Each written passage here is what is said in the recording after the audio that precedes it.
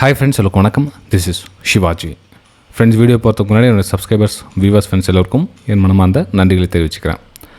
Friends, just ஒரு 2-3 minutes இந்த video இருக்கும். ஏன்னா அதை ரெக்கார்ட் பண்ணி வீடியோ அப்லோட் பண்ணி உங்களுக்கு சேர்கிறதுக்குள்ளே அது ஒரு 10-20 நிமிஷம் ஆகிடும். ஸோ அதனால் குயிக்காக நம்ம இந்த வீடியோ அப்லோட் பண்ணிகிட்ருக்கோம். மறக்காமல் உங்களுடைய சப்போர்ட்ஸ் லைக்ஸ் மூலியமாகவும் கமெண்ட் மூலியமாகவும் தெரிவிக்கலாம். சப்ஸ்கிரைபர்ஸ் அதிகமானாவும் லைக்ஸ் அதிகமாகவும் இந்த மாதிரி வீடியோஸ் கண்டினியூ தொடரும்.